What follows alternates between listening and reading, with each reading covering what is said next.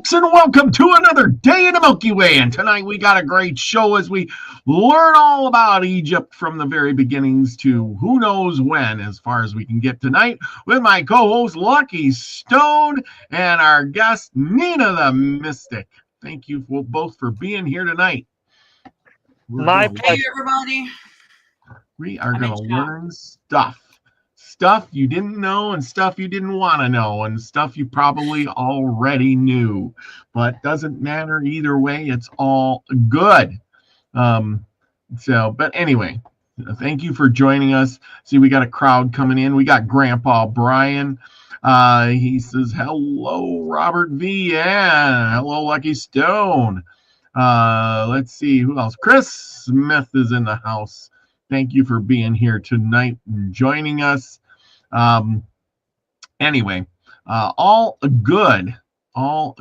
Thank you. As other people will be joining us soon, but I know some of you are into Egypt stuff more than others.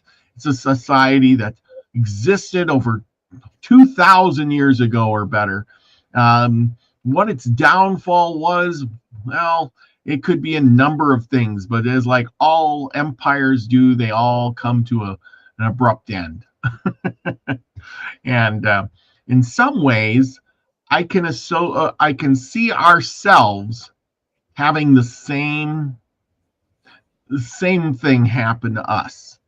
And I'm going to read from this book that I got. I got this really old book, like I always do, and it's The Wisdom of the Egyptians. We're going to start out tonight with this information. It's the day in a life of an Egyptian. I think I got the right page here. Yes, I do have the right page. And we're going to just start out with this. Let's see. He's as okay, where did I start on this? Okay, this Dr. Wallace Bulge, he's an Egyptian, oh God, he was an Egyptian a studier of Egyptian stuff. And he says, this is what the general idea of an Egyptian back in the day was. The average Egyptian can be derived from the monuments and the writings that have come down to us. In the first place, he was a very religious man. He worshiped God as his deified ancestors, offered sacrifices and offerings to the dead, and prayed at least twice daily, morning and evening. He believed in the resurrection of the dead through Osiris and in the life everlasting. Doesn't that sound like a Christian? And was from the first, yeah. This is why I said, once I start reading this stuff, sounds like everyday average people of our time.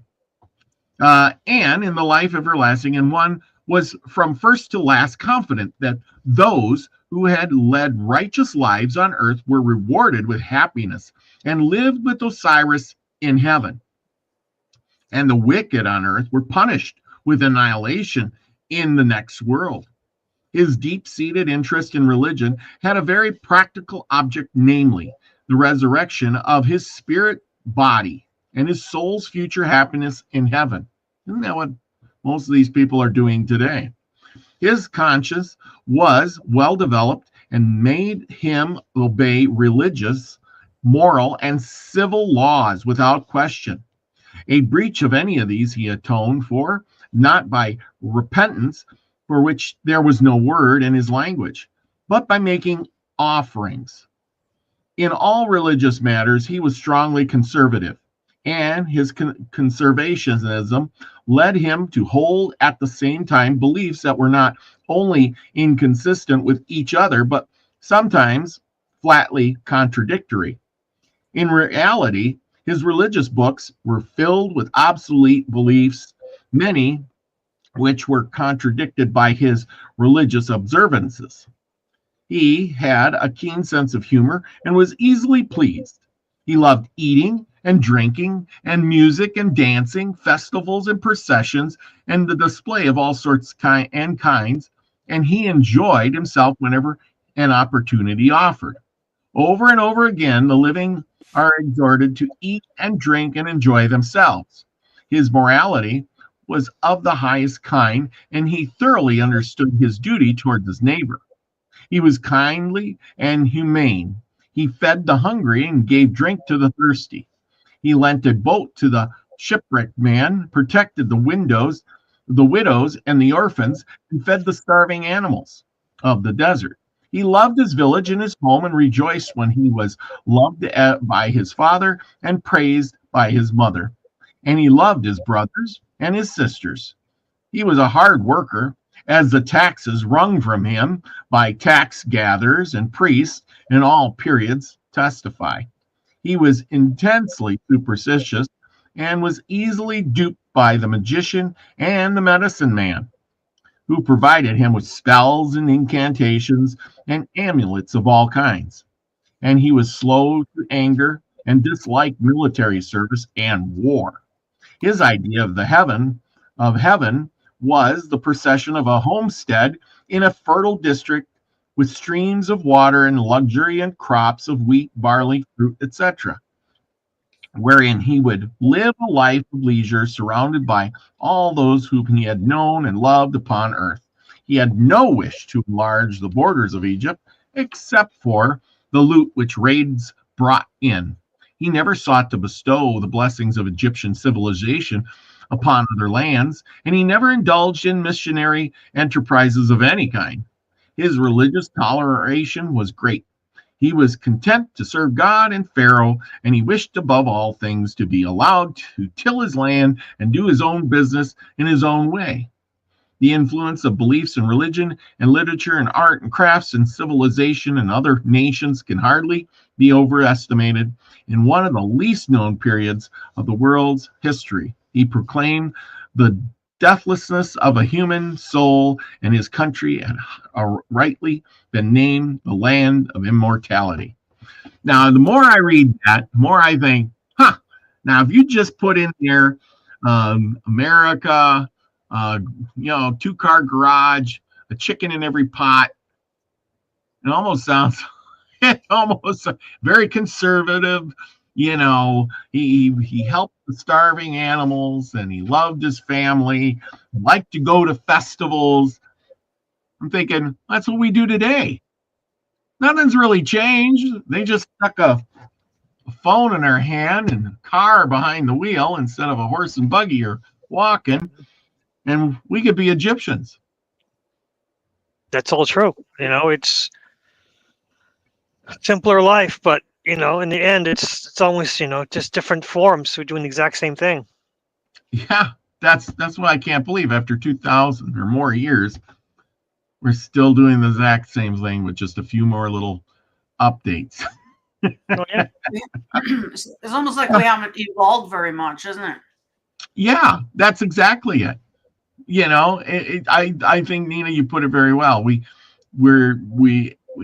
haven't evolved in that much. We have new technologies like the phone and things, but most people really do that stuff. They go to church. If you're religious, you go to church on Sunday, and then you go to work on Monday, and you pay your taxes, and you go to the doctor, and you give them all your money for some medicine, or like they said, an amulet, which could be anything from something to keep you alive or make you feel better, or who knows what.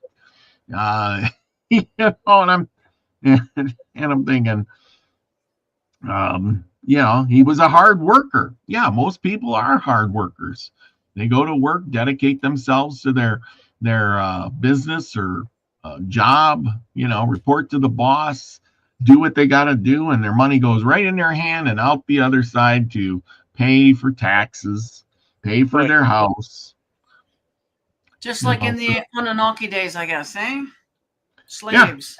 Yeah, slaves, and he didn't even know it.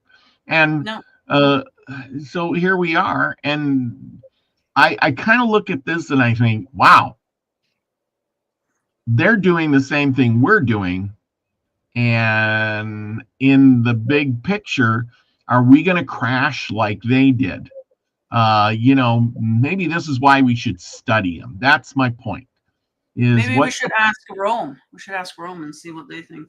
Yeah, because the Egyptians were the big man on the street back in the day, and then there was Rome, who was the next big man on the street. Yeah. Fan. Well, there was also Alexander the Great. He took over Egypt, and then Rome took over Egypt after Alexander, because that's what Cleopatra was. Her father was a general for Alexander the Great, and they ran Egypt for a little while. And then Rome came in and took it away from her. Well, yeah, and that's the thing. One empire gives way to another empire, and so forth and so on. And after thousands of, maybe 1,000 years of ruling the land, Egypt gave it over to Rome, and Rome ruled it for another 1,000 years, and then gave it up to, they just broke up because, every empire collapses. Is that not correct? Okay. Yeah. Well, I guess everything has an expiry date, eh? Even countries and empires and everything has an expiry date. An expired date, yes. And so as much as we want to believe that we're going to go on forever and ever and ever, we're not. Face it, people, we're not. Okay, and of course I have pictures, like always. We're going to go through a few of that. Lucky, I know that you were talking about this on your show today. You were talking about Upper Egypt and Lower Egypt and the Nile, and where did all these people come from? Why is Egypt the way it is? We got to go back to the beginnings, don't we? Oh yeah, it's fascinating. Yes, you want to talk a little bit about this? I know you were just going to town on it, and as you go, I got more pictures, so maybe I can flip up something if you want to talk a little bit about how these Egyptians came together. Well, they didn't know where the Nile started. They thought it was magical. Because they never got to the end of the Nile. The Nile is a very long, long river, and to them, it's miraculous. And it just, they had, I believe, 4 growing seasons, because it would always flood, and then it would go back down again. And anytime it flooded, it would drop such nutrients, and it would go back down again, and they could grow from there. But during the times when it was flooded, they couldn't do anything. So the farmers were actually, that's what they became stonemasons, and that's what the pyramids were for. Because the farmers didn't have anything to do, they would work on the pyramids, and that's back and forth. So it's fascinating, the things that they used to do and build the cities. While they couldn't grow food, they would do other things. Yes, and as you can see, all of the pyramids that we know of are pretty much along the Nile River. As you can see, pyramids here all the way along. And of course, this was their waterway. This was their river. There was like a highway too. You can transport goods, services, the delta, and then this allowed them to get into the Mediterranean Sea, where they could do, trade with other people. So you could be really far inland and still trade your goods with anybody out on the coast, which was a big thing. Maybe I can get a different map here. I probably should have went with this one. And as you can see, here is a better one. You can see, and then it breaks up at the delta. It breaks up into many riverways. Mm-hmm. And then they use these for irrigation, traveling. I can't even pronounce some of these towns, but and I don't expect anybody else to. Here, Heliopolis, or I think that one I can do. But anyway, that is the thing. They came together. There was multiple pharaohs along the way. One of the first ones that came together was this guy and his the blacksmiths. They came from Lower Egypt. Up in the Upper Egypt was Edfu, I guess it was. And he came and he had a group of men called the blacksmiths. I don't know why, but they met up with the followers. And then there was Horus. He was from the east, and he established the worship to the sun god, because up until that point in time, they didn't worship the sun god. And I have a picture of that too. Because who doesn't? We know, from mostly you can say that we do know that Ra, Ra was the sun god, and we got all these drawings, and are these little children, or were they giants? I don't know, but they created a lot of stuff. That's Akhenaten. Akhenaten, yes. Yes, he made the one true God. He believed that there was one God, and that was the sun. Yeah. Yes. And then he got rid of all of the priests. He got rid of all the temples. It was all just under him. And then once he died, they got rid of everything. And then Tutankhamun took over and put everything back, got all the priests back. And he lasted a very short time. And that's at him. This is Akhenaten. That's who Akhenaten is. And you can see how, he's kind of skinny and ugly, and he wanted a truth. This is how he really was. And his son was basically, was very beautiful, and he wasn't a very attractive individual. I don't know how to make it look better, but they made it a perfect image. And all the other deities before and after were idealistic, while him, kind of skinny and goofy looking, that's what kind of thing is, these two are different guys entirely, but this was his son. And then, once he passed away, well, they went back to the old ways. Very fascinating individuals, that's for sure. But when you take away all the priests and everything, they got kind of upset because they took away all their money, no one's worshiping their gods, He said, no, there's only one God, they're under me, the pharaoh. They all got mad. Yeah. There is a lot of the pharaohs. Let's take a look at some of these pharaohs, because there was plenty of them. Because the pharaoh's rule was only as long as their life, which was only about 30 to 40 years, and then they die off. And this is Ramses. There were several of these. One of the most powerful pharaohs of Egypt. I think this is oh god, I can't remember his name. I told myself I'd remember, but I forgot. I don't think that's Tutankhamun. That was a different one. No, that's not Tutankhamun. It's definitely not Tutankhamun. I would know that right away. Imhotep, maybe. Imhotep. That might be Imhotep. That sounds familiar.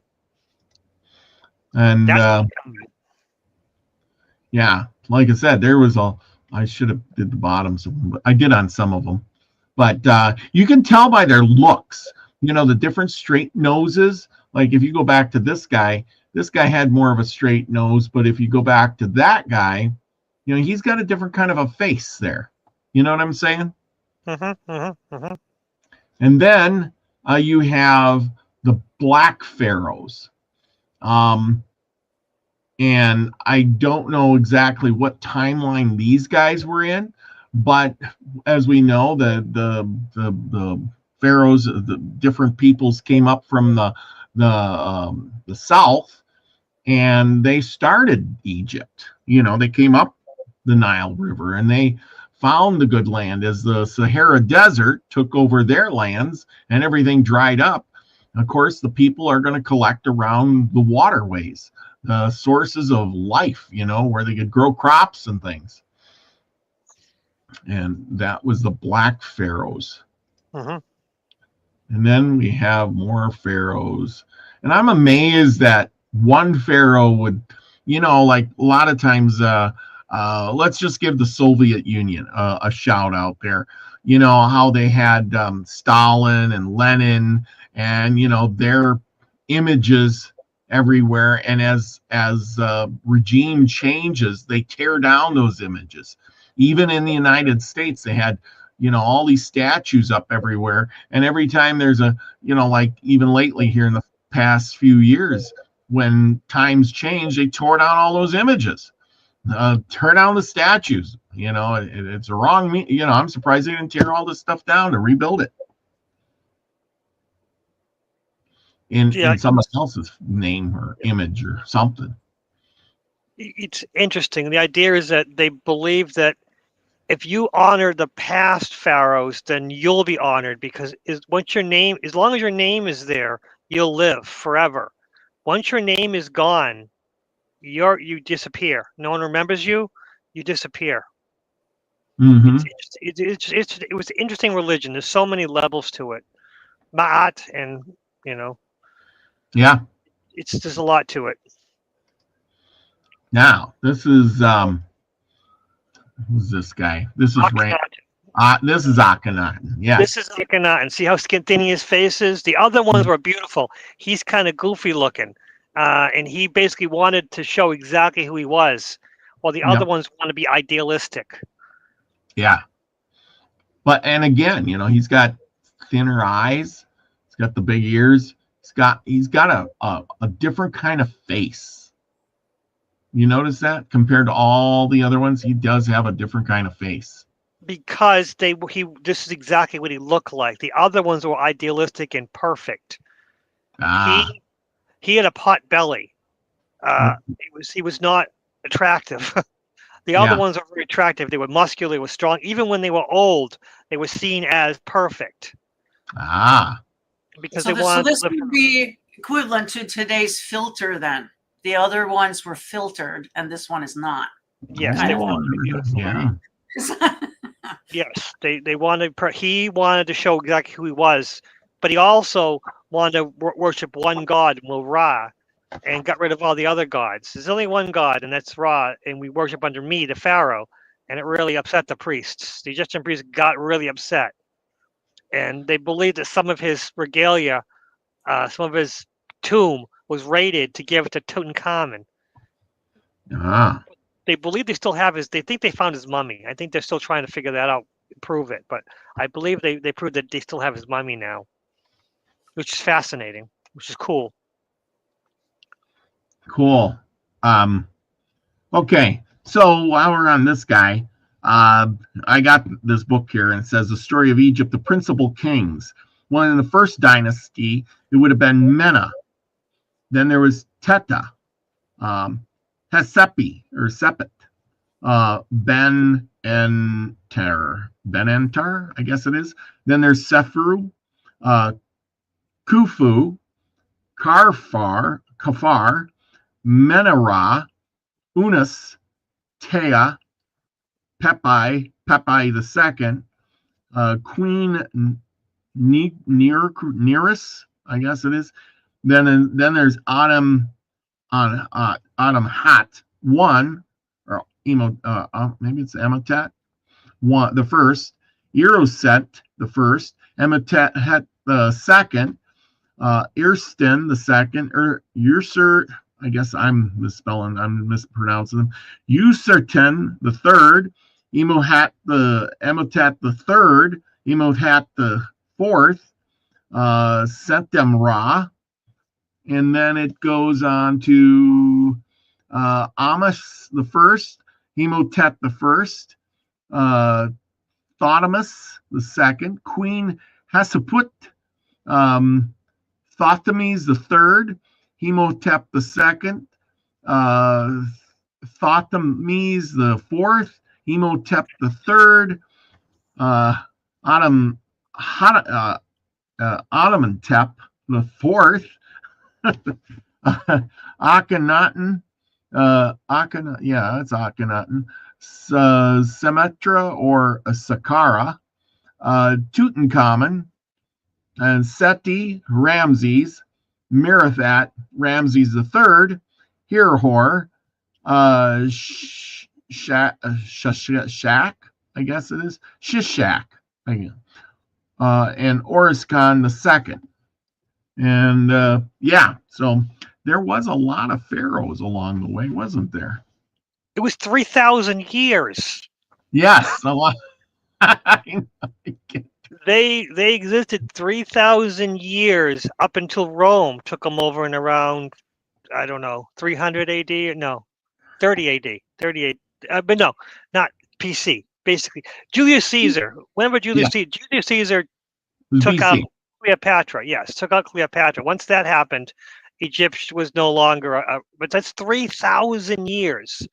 I mean, even then, it was It was Alexander the Great's general. So you're talking Hmm. about, you know, and that was Greek. So Yeah, honestly, Egypt was at least 2,500 years up in, of just in each pharaoh lived what 20 to maybe 80 years. Who knows? Let's just say he was a yep, kid in 80 years. That's still 3,000 years of people, and each, that's 3 or 4 people per 100 years. That's a lot of people. It's a lot of pharaohs. it is. I totally agree. And um, and then each one was a different empire, and it talks about the different empires here. The 50 Empire was one of the first. It was 555 years. The Memphite Empire was 746 years. And then most of them are like 200, 142, 70, 249, 530, 130, 170, 89, 6, 50. I can't even pronounce some of the words, so I ain't even gonna go with that. But I'm just saying is the different empires. Some of them lasted a long time, and some not very long at all. And I imagine it has to do with who was living and what sons and daughters they had. Kind of like if we refer to the ones we have today, it'd be like the English over there when they ran out of people to continue the bloodline. They had to go borrow one from Germany. Wasn't that true? Well, that's Nefertiti. That is the Akhenaten's wife, but wasn't Tutankhamun's mother. But yes, the problem with the Egyptian pharaohs is they married their brothers and sisters and cousins. Cousins, that's bad. Brothers and sisters is really bad, Yeah. and it really messed them genetically. That really, really. But they were trying to be a pure bloodline, which everyone wants to keep it all in the family. But then you got these people who are just mentally deficient and physically deficient. So that was the problem. So eventually you got to get new blood in there. So a new kingdom. Mm-hmm. Yeah. No, I totally agree with that. Then we get up to the Greeks, and I don't even know how this is said. Ptolemy? Ptolemy? That's Ptolemy. Ptolemy. Yes, Yes. Ptolemy. That's Alexander the Great's general. That's why when Alexander the Great died, they gave it to his generals, and Ptolemy was one of them. Yep. And here he is the new pharaoh. How great that was. You just take your guy and stuff him into place, and now you're controlling Egypt. Put the crown on. He reports to Well, me. he did things pretty well. That he let them keep he kind of pushed himself in there. He did the best he could with what he had. So he played his cards pretty well. Not perfect, but pretty well. That's why Cleopatra could still rule up until Julius Caesar did what he did, which was very naughty. Yeah. Well, this is the only one that I thought was funny because here he is pictured with a big old smile on his face. I almost thought it was fake, but that's real. He combined Greek statuary with Egyptian statuary. He kind of combined the two cultures. Mm-hmm. Yeah. Well, yeah, he actually his Greek statue isn't even smiling. You're right. So that is interesting. I didn't even notice that. Yeah. Yeah. And over here he looks He looks more Egyptian. You notice how he went from round eyes to the squinty Egyptian looking eyes. Well, that was the idea. He wanted, but you're right. He's smiling. It is interesting that he looks pleased with himself. That is interesting. Yeah, because if we go back to these guys are not smiling. No smiles. Not a one. No smiles. They just look content.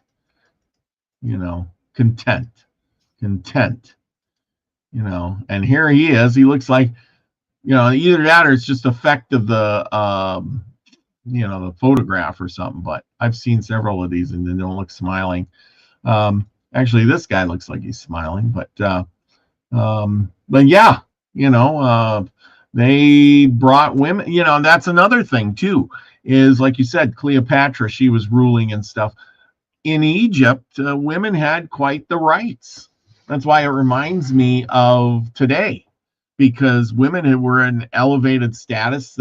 They weren't just this kind of, you know, they don't mean anything. Toss them to the curb. You know, they don't have a voice or nothing. You get what I'm saying? Yeah, well, yes, women had a much more elevated status. They weren't perfect. They didn't treat women 100% equal, but they did treat them very well compared to all the other cultures in the area. Yeah.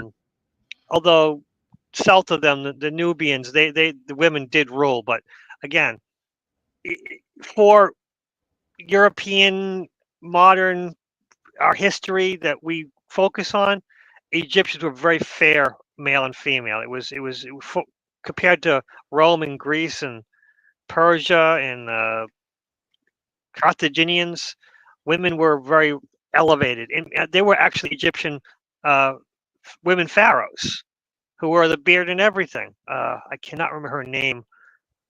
Hatshepsut. And you know, initially she was ruling with her. It was her husband Pharaoh's child, but he was too young, so she took over and she ruled for a while. And when she died, he still honored her. So you know, he didn't just say my stepmother's, you know, get rid of all of her statues. No, he kept them around. He treated her very well. Interesting. Hatshepsut is another very interesting history right there. That gets convoluted because she went to war and everything. Yeah, but that's what I'm saying is these they didn't toss out the women. They were more modern, and then it's like you can see our history going backwards, where women went from the high status like in Egypt here to a very, very low status, and now they're finally making a comeback in some sort of way. Yeah, true. You know, and then it just kind of makes me think like, and nothing against women, sorry Nina, but you know, is this the right thing to do? Nina, your thoughts? Oops, I just realized I muted myself. Oh, yeah, so we start on the women, You are the woman here. What's your thoughts about the elevated status of the women in Egypt and how they fell out of favor and became more a, how do I want to put it? More armchair warrior versus as they are today. Today, women have a very equal status almost to men. And that's how it kind of was back then. And then everything went backwards, and now we're finally moving forwards again. Do you think that this is the signs of a downfall of society? Well, two things. Like we got the patriarchy going on still now today, so I don't know if I would say, you know, we're equal even still, because when you look at our wages, women make way less money than the men do. Well, I'm not saying that. I'm saying is we were talking about Egypt and how these women were getting to that elevated status, which reminds me of how we are now. It wasn't like, you know, back in the European days where there was no such thing as women couldn't do anything. You know, and that wasn't that long ago. Like, you got to remember that, you know, we think that, oh, you know, this has been like this forever. It was what, 50, 70 years ago that women were allowed to vote.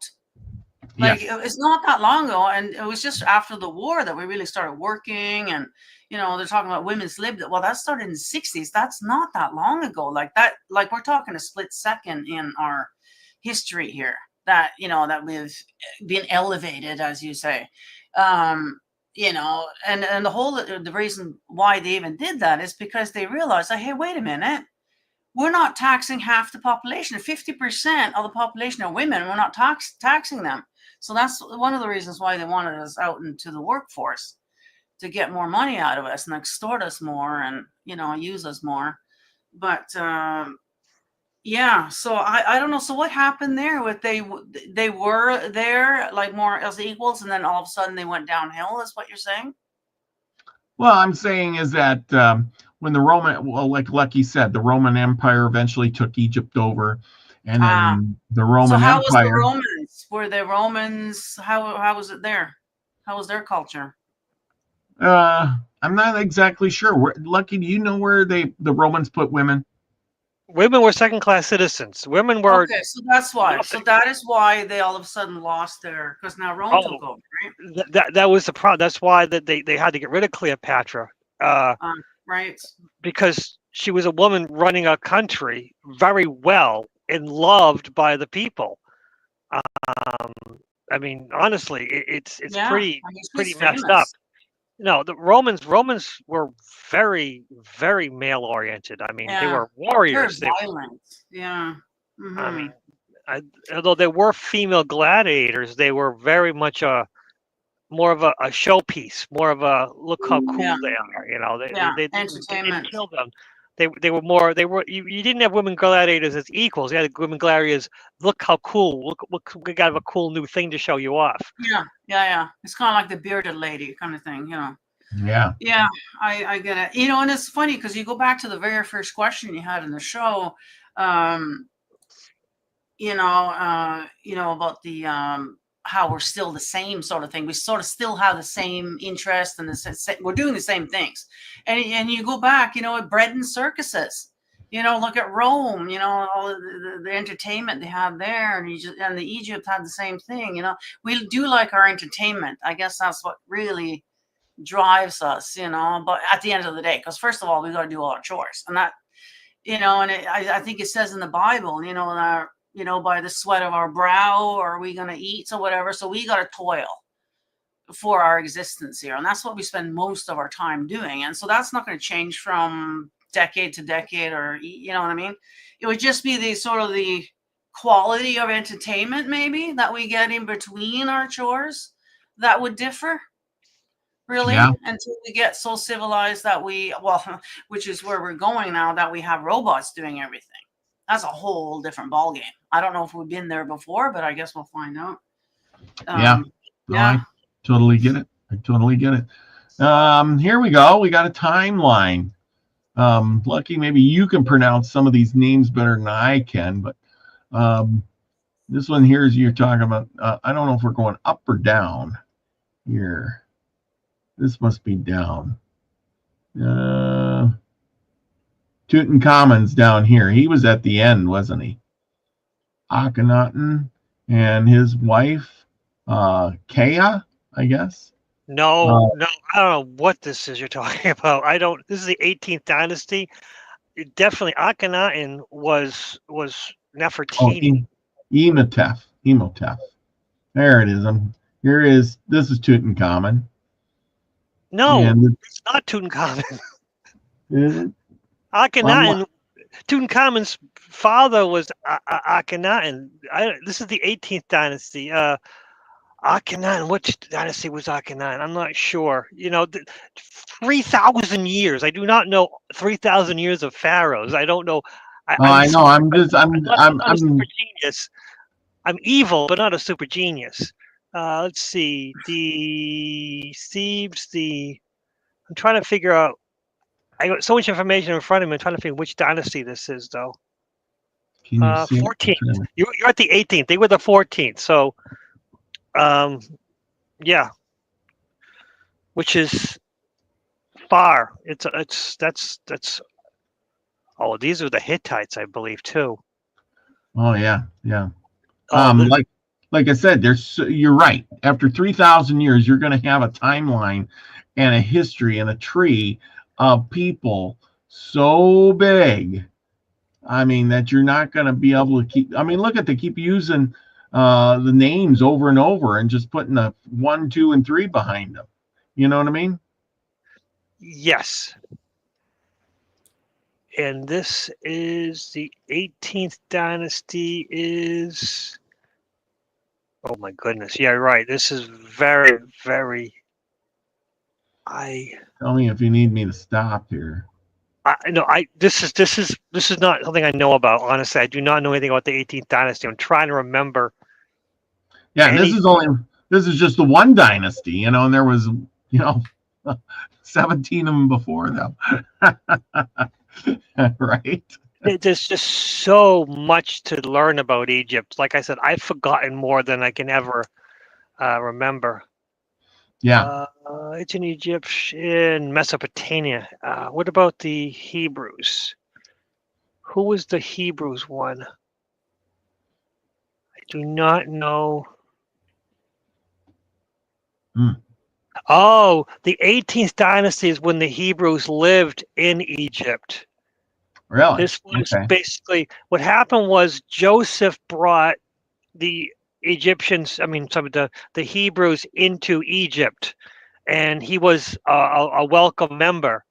But they were the Hittites. They were not the Egyptians. They came in and invaded. They were a different group of people, and they were friends with the Hebrews. But then eventually the local people got together and got rid of the 18th dynasty people. And whether you're friends of your enemy kind of become your enemy, and they didn't like the Hebrews, and that's when Moses had to come and get them out of there because they weren't treated very well. I see. Okay. Now I remember, that's the short story. It gets more complicated than that, but yeah, because in the book I'm reading, it's talking about according to this, the kings of the first dynasty were 8 in number and reigned 263 years. Those of the second dynasty were 9 in number and reigned 214 years. The first and second dynasties reigned at Theseus and Abydos, and the third dynasty at Memphis. The original Egyptian forms of many of the royal names given by Manetho had been, and then it goes on and from there. But still, it's just, hundreds of years of a dynasty. And then just to, like you said, another group comes in, even like the Romans came in and they, assimilated and then they conquered. Kind of. Well, yeah. Well, Caesar was the problem. It wasn't so much the Romans, but Caesar, the way he did things. Because before Caesar, Rome was more of a democratic system, and there wasn't no one leader who did everything. And then Caesar came and says, "No, you're going to do that." And then they basically had to get rid of him. That's what the Senate. That's why the Senate got rid of him. It's basically he had too much power, and they didn't like it. Mm-hmm. And so got to get rid of him. And then, of course, everything went to crazy. And they said, "Well, we do need one figurehead." So that's why after Caesar, everyone was called Caesar. And Augustus Augustus did do a really good job with the Egyptians. He did treat them pretty well. So, now after he took over and decimated a lot. Yeah, this is the oh God, I can't remember what it is. Where they buried all their dead people. Even though we think about the pyramids, you want to bury the living. That's wrong. Well, yeah, but I mean, this is where they buried the royals here. Yes, and this place is huge. I mean, it's amazing when you start blowing it up and seeing the people down here. This place is immensely huge. These people put in a lot in construction. And I want to talk a little bit about pyramids and stuff. Oh, here's King Amasis, Amasis, 26th dynasty. Okay, yep. You can see how his facial features have changed. So he's of a different group. Yeah, he's Upper Kingdom, which means he was south. Yeah. Here's hieroglyphic writing, if you could figure that one out. But a guy named, what was his name here? I had his name. Rosetta Stone? Yeah, the Rosetta Stone guy. Jean Francisco Champion is considered the father of Egyptology for his monumental achievement of using the Rosetta Stone to translate in the 18th. And see, here's the thing: is we all think, oh, they did that a long time ago. No, he deciphered the Egyptian hieroglyphs in 1820 using that Rosetta Stone, which was only discovered in 1799, and he only did it because it contained the same text, the Greek and hieroglyphic script at the same time, so he could compare the symbols and the words. How amazing is that? I have no idea how he did it. Well, it was a doorstop at the time, and he says, "Hey, wait, there's a couple of languages here." And that's when he figured it out. They didn't know. To them it was just another Egyptian artifact. They had lots of them, and he was one who said, "Wait a second, I know ancient Egypt. Greek. I know Greek. I know ancient Greek, so I can probably translate these hieroglyphics now that I know." Yeah, it was. No one else did that. No one was smart enough to go, "Hey, there's two different languages here. Maybe we can figure out these hieroglyphics." Yep, absolutely. So now we have, I'm going to go to controversial pictures. Oh, no. Yeah. As we look at these pictures, now I know there's a lot of people out there. We look at the pictures and we see giant people and little people. Were these people back in the day giants? Or are you sure those aren't children? Or that's what I'm asking you. I want your opinions. Were these the children helping the adults, or were these giants and these are the normal people? What say you?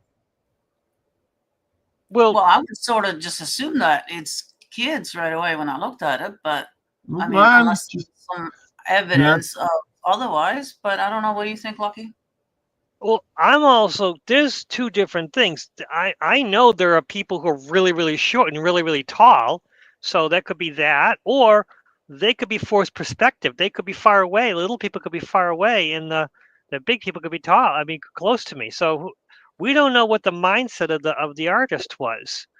Now, is there a string there that they're all holding on to? Oh, or there's a string there of some sort. I can see they're all holding a string. So that would indicate that they're all together on this one line. That's a good point. That's a really good point.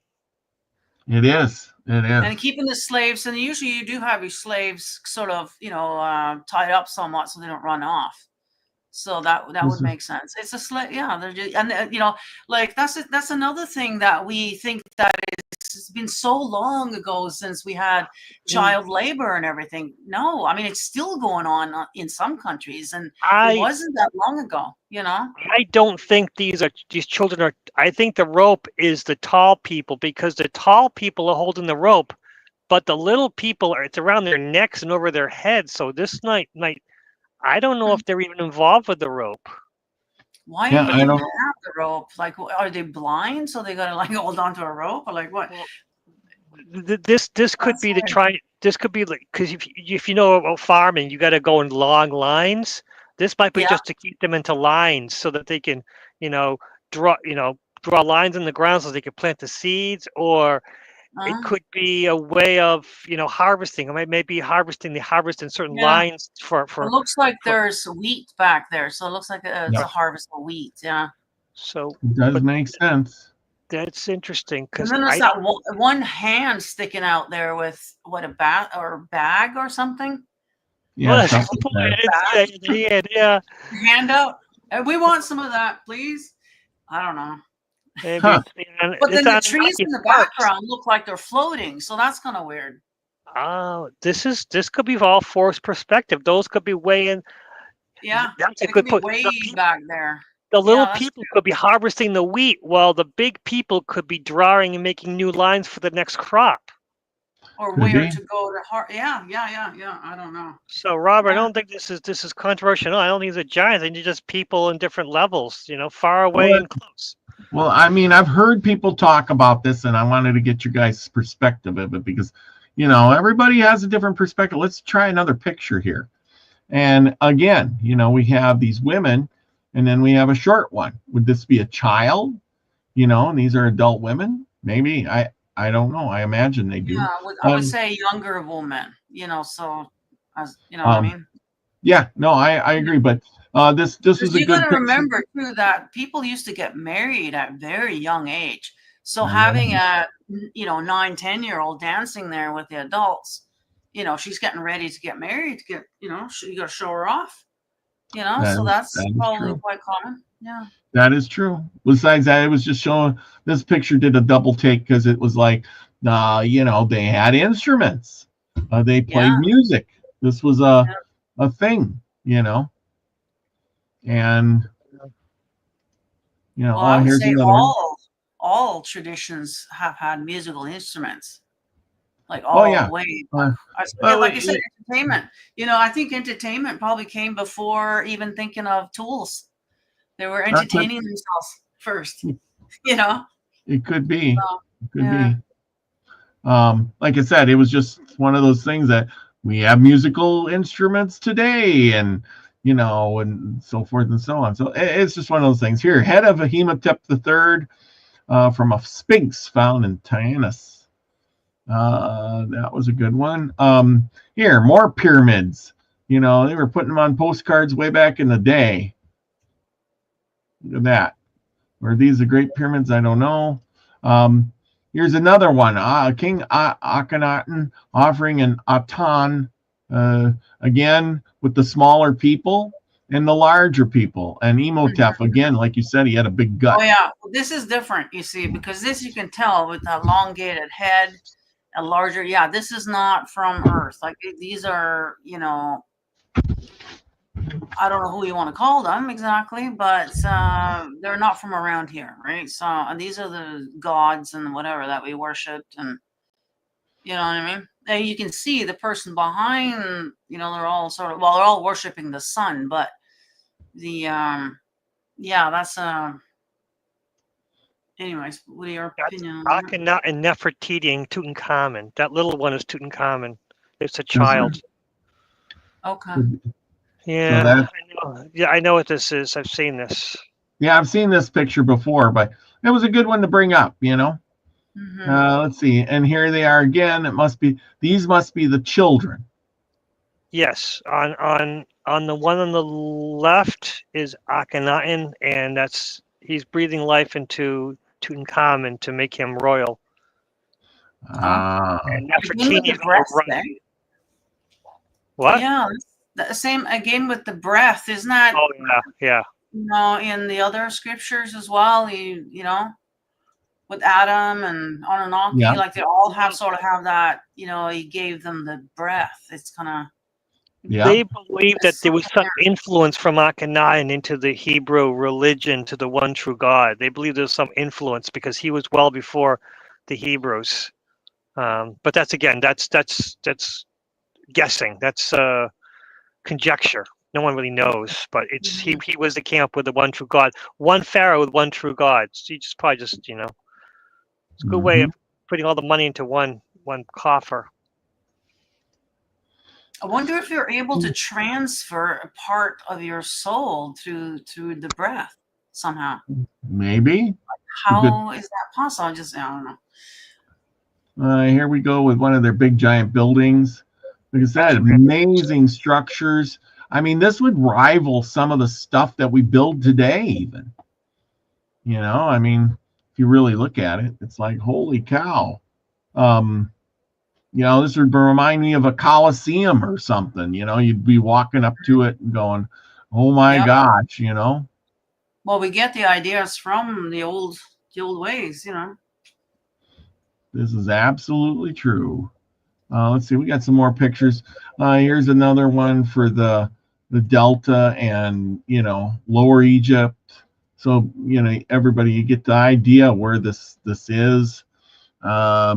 If you don't, we can go to Africa. I do have a picture of Africa, so we can really zoom in on that. I mean, because here's Egypt over here. This is kind of, the gateway to everything. Whereas all of this here, the main part of Africa is really a desert. This is all desert, people. There's nothing there but sand, sand, sand, and more sand. But was it always that way, though? And that's the thing. There's lots of stuff hidden in the sand. I do believe the pyramids have evidence of water or not damage, but water erosion on the bottom of it, so indicating that there was water there before. Yeah. So, I mean, how much stuff is hidden in the sand? I mean, this is talk the about desert. climate change. And there's been some climate change in the past as well.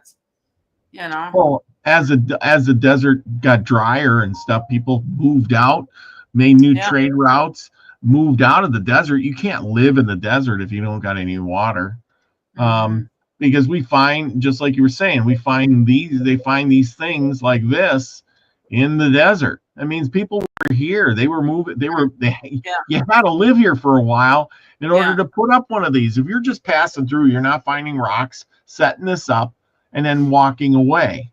You're setting up these rocks to tell the time for seasons or days or whatever, and you're living there. So is this kind of like almost evidence of like pole shifts or some major climate changes for sure, right? That happens. Major climate change, yeah. I mean, where like this is a good one. Who would spend all their time carving this giant rock out into this sort of building? I mean, we've all seen these pictures on the news and stuff in the middle of the desert. Who does this? Evidently Egyptians. Well, yeah, somebody did, but I mean, this is a lot of time, effort, and to go out there. It's missing though. It's like it's all alone, and there's everything else is gone. Like it's just a piece of something. So there was probably a whole civilization there before, and that was gone. You said they moved away; they couldn't live there anymore. Climate change. This is located in the desert, out in here in the middle of nowhere. Who's going out there to do that? Yeah, so that's evidence that obviously there was, greenery and water and everything there before. Nobody would have set up shop there if it was like that. Same with Egypt. I mean, the way it is now, like, there's no way that would have been like such a, big deal if it didn't look different then, as with water and everything. Yeah, exactly. And as the sand blows away, they're finding more buildings sticking out of the sand, meaning that there was civilizations out here. And as the desert dried up, the area dried up into a desert, these people moved into the Nile, moved into the areas where there was good crops and water and whatever. And then, we think, oh, we got the pyramids and stuff. But then again, why were they building these type of pyramids in the middle of nowhere? And my question is who was carrying these pyramids down?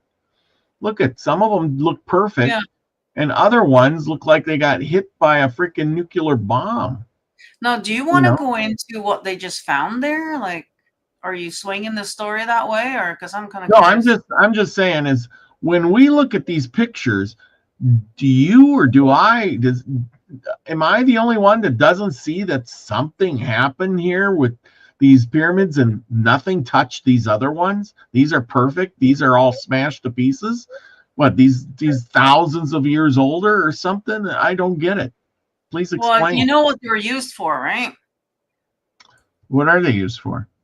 It's an energy device. So they found this. They just discovered that. Well, they've discovered it a long time ago, but they just released it in the news, a month ago, or whatever, about underneath the pyramid and everything.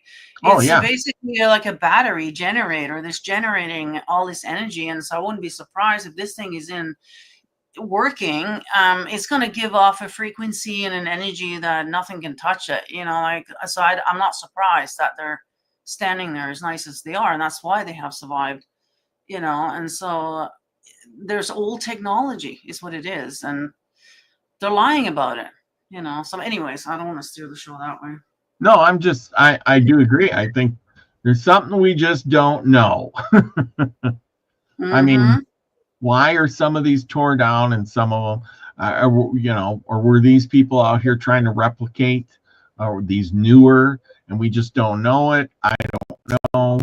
I mean, we can see past civilizations in these areas out in the desert lands where, you know, there used to be cities, yeah, you know, and, you know, there's cities out in the desert that they're uncovering all the time. And we go, well, you know, how come we ain't studying these places? No, they're trying to cover it up. That was part of the whole thing. It's just so funny. This is all part of the, you know, unveiling, sort of speak, you know, apocalypse, if you want to call it, which is revealing, you know, everything's coming out to the surface. You know, it's so funny. You know, it was all hidden before and we didn't know. And now it's all coming out. Everybody's waking up. And so it's a very interesting time to be alive, honestly. It really is. I agree. I mean, there was ancient trade routes through these places. You know, I mean, you can see by some of the pictures, like if you look at this picture down here, you remember the one picture we had with the turrets sticking out? Well, there's your turrets sticking out of the sand. Yeah, you know? yeah. There was whole cities, civilizations under there. You know, probably tenfold. There's probably something underneath that again and something underneath that again. Like it makes you wonder how many resets have we had, right? That's a good question. You know, very good question. Climate change, you know what I mean? Like pole shifts and stuff, natural cycles, all that kind of stuff. It's not a conspiracy thing. It's just what happens here, right? So, you know, and again, more stones sticking out of the sand in the desert. You know, and along with these other pyramids. I mean, we all look at the pyramids around, but here's the bent pyramid. You know, this is a big famous pyramid. Now, this could have been built by the Egyptians. As you notice, the stones aren't the big giant stones as the other pyramid, but it does have that coating on. Were they trying to replicate the other, you know, the original pyramids? Were these built first or second? They couldn't do it. They had to do it differently. They weren't able to do it the way they did it. I don't know. Lucky, you know, you got a lot of thoughts on these pyramids and stuff. What do you say? Yeah.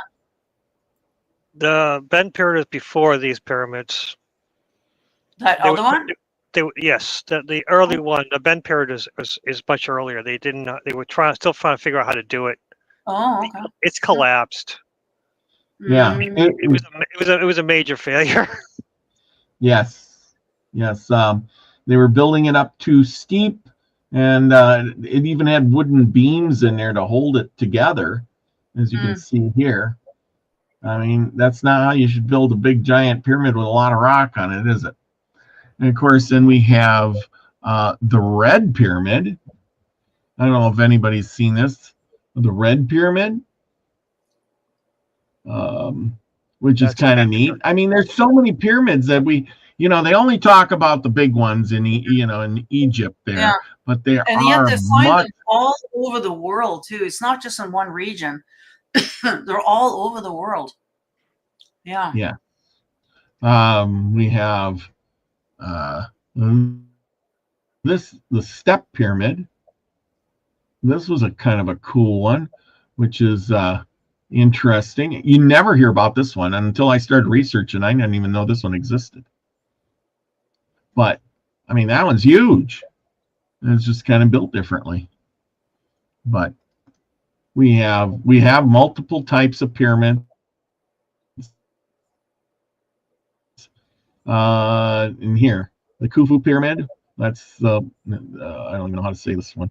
Then of course there's the red pyramid, the bent pyramid, the medium pyramid, the Hawather pyramid, the Dozier pyramid. This is a step pyramid too. The Mekir pyramid and the Kafar pyramid. Interesting. Very interesting. So many different types, and all in one spot. And were they practicing? You know, did they start out with the like this pyramid and then said we're going to go with the bent pyramid, and that didn't work, so they started making different ones? Or was there a purpose behind them? You can think of these as like almost like a cell tower. Yeah. Okay, so they built them in specific places, right? And so and then use the energy from it. They had the technology that we've lost, that they've buried, they burnt. Tesla was sort of kind of getting a clue there, but they buried that. They squashed that out, obviously. So it's kind of interesting to see where we're heading in the future now. And it's very interesting that they just disclosed this information just recently. Yeah. But see, there's different types. Like this pyramid, you can see they built it with smaller stones. This is smaller stones for this pyramid. This is more like little bricks versus the big pyramids, which have huge bricks. I can imagine people building this pyramid with the small bricks, but the big pyramids with the giant stones, it just baffles me how they would have done that. Anyhow. Okay. Well, how about that? Erosion on the Sphinx, Emerald Eagle. Itself dates way back to 36 to 38,000 years, he says. We didn't even talk much about the Sphinx, but yeah, this is true. They're coming up with all kinds of new dates and times. None of the pyramids explain the Sphinx, though. Do they? No, that's different. Yeah. And then they found the erosion on the pyramids itself. So it makes you wonder if these pyramids are way older. I mean, than we want to believe. I think so. Well, isn't it proven now that the Egyptians just, took the credit for it? They didn't actually build any of that stuff. That was there already when they got there, right? Mm-hmm. I think that's common knowledge now, or is it not? I don't know. You tell me. Yeah, I don't know. I think it's way older than they say. Of course, they're never going to tell us the truth until somebody comes up with some proof, and says. But like I said, I can see them building with small bricks. But when you get to the big pyramids, it's like, man, those blocks are so big, to move them. Mm-hmm. I don't know. It's almost like somebody was trying to imitate maybe and try and see if they could do it. Yeah. But they weren't. Yeah, not like it was like them. And who knows? Maybe there were giants here. Never know. Who knows, right? So. Don't know. And then why? Which one? Like the bent pyramid is that one older? But that one's made with smaller stones too, isn't it? Yeah, well, that's what he was saying. That that's what they were trying to. That was before they were able to. Like they were just Well, that's the problem. There were small pyramids with the small stones before and after the Great Pyramids. Yeah. So they're different. They're all different in some way. Maybe different uses. Yeah, they were used for something different. I mean, even just like we build storage sheds now. Like, maybe they'll just build themselves a little pyramid so they can store shit in there. Like who knows, right? So this is true. Or like in Norway, we preserved our food inside it was made out of wood though. I think it was like a log sort of cabin style, but no windows or nothing. And we had it up above the ground, and it stayed fairly cool in there in the summer. And so we stored our food there. And it was made in such a way that the critters couldn't get in or whatever. So when I looked at that, I'm like, I wonder if that's a food storage, like, because you want to have a really good solid place to put your food. Now, if they're used to the whole pyramid thing, they were thinking, okay, well, let's make it into that because that's all we know. In Norway, we did a little bit different, I guess. But yeah, I don't know. So they could have multi uses, and brick like that too would keep it nice and cool in there in the summer. Fairly cool, especially if you dug down a bit under the ground a little bit too. That would not nice and cool. Keep the food nice and cool. I don't know. Just a thought.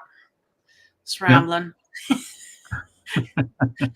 Lucky, any last words on the Egyptians? It was 5,000 years ago they started, and there's a lot of history there. Even now, there's history there. It's a lot to dig up. There's a lot to go through and sift. And I mean, it's amazing. It's amazing culture. So what is true? What is not? Oh, God, I have no idea.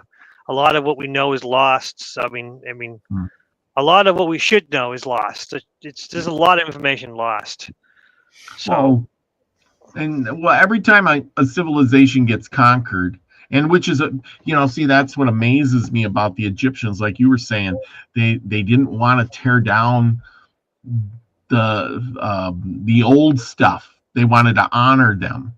But then when a new culture come in, the Romans, they wanted to tear down and get rid of and start with their own culture and convert everybody.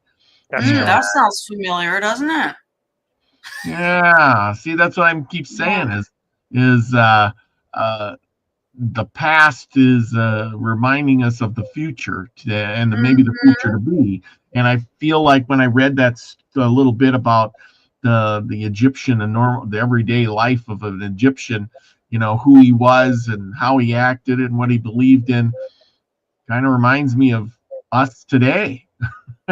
And which makes me think, is the horizon not far away from a new culture coming in and changing us forever?